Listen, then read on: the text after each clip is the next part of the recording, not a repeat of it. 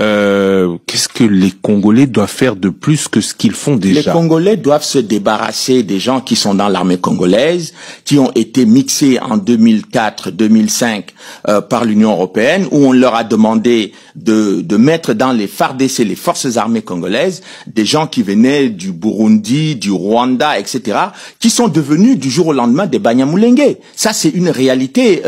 Moi, j'ai découvert ça d'ailleurs dans les rapports de l'Union européenne. Oui, mais les Banyamulenge se considèrent comme Congolais d'origine. Vous avez des Banyamulenge historiques et vous avez des Banyamulenge de circonstances. Vous y consacrez même un chapitre. Bon, j'ai découvert, par exemple, et ça, c'est pas moi qui le dis, et ça devrait être l'objet d'un débat national au Congo.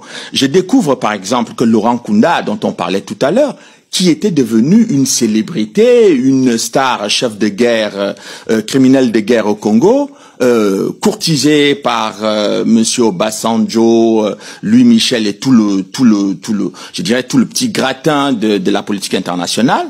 Eh bien, un rapport de 10 pages de la MONUC dit que Monsieur Laurent Nkunda n'est pas congolais. Il est rwandais. Il est rwandais et c'est pour cette raison qu'il est rentré chez lui. Et comment il est devenu congolais?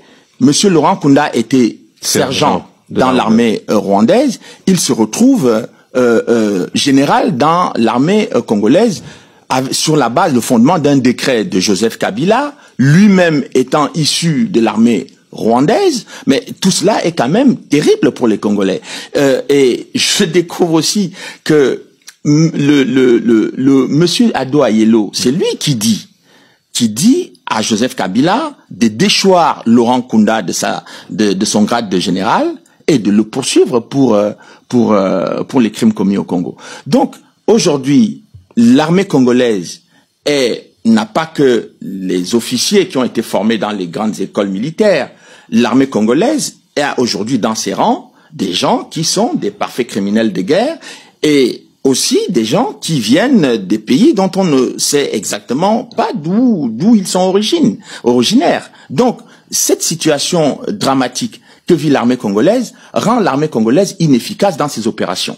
Parce que les gens qui ne sont pas, qui n'ont pas le Congo, qui ne portent pas le Congo au cœur, ne vont pas aller défendre les femmes congolaises qui sont violées, ne vont pas défendre les populations congolaises qui sont massacrées. Mais donc il faut aujourd'hui qu'on fasse le ménage pas seulement dans l'armée congolaise, mais dans tous les services de sécurité du Congo. Parce que c'est de ça dont il est question. Je sais que c'est un débat presque tabou au Congo, mais moi, je n'ai pas de conflit d'intérêt au Congo, donc je peux me permettre de le dire si ça peut aider les Congolais à ouvrir un débat sur cette question, qui est un débat quand même central parce qu'il s'agit d'une question de souveraineté nationale. Monsieur Onana, les guerres de Kagame et Banyamulenge à RDC, Ruberwa, Mutebusi, Nkunda, Batware et M23, quel est selon vous le rôle que les Ruberwa, Mutebusi ont joué dans cette histoire? Mutebusi, c'est quand même...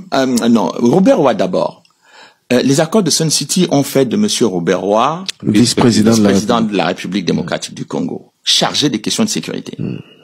Et monsieur Ruberwa, pendant cette période-là, à aucun moment, c'est-à-dire qu'au moment où les gens de l'Union européenne considèrent, enfin, les hauts fonctionnaires de l'Union européenne considèrent que monsieur Laurent Nkunda et Mutebusi sèment la mort en République démocratique du Congo, le vice-président chargé de la sécurité, issu d'un mouvement rebelle, le RCD, qui Banyamulenge, n'a jamais arrêté ces gens ou n'a jamais fait diligenter des enquêtes pour identifier les crimes qui ont été commis par ces personnes.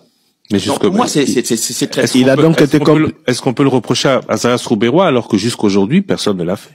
Non, mais écoutez, si on met tout le monde sur le même pied d'égalité, on dit tel n'a pas fait... Non, monsieur Ruberwa était au pouvoir au moment où les crimes les plus atroces se commettaient au Congo. Oui, mais... Bon, attendez. Oui, l'histoire retient aussi, et c'est pour ça que le M23, la première crise du M23, et c'est ce que la première crise du M23 a mis au jour, que de cette fin de guerre, après l'accord de Sun City qui a fait du 1+4, plus les élections de 2006 et autres, tout ce temps-là, l'armée rwandaise est restée maîtresse de l'Est de la République démocratique du Congo. Alors, est-ce qu'un vice-président, fût-il responsable de la sécurité dans un pays qui savait qu'il était en intelligence, on va dire. C'est aussi ce que vous disiez à l'époque.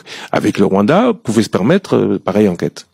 Alors ça, vous posez là une question qui mérite un débat national.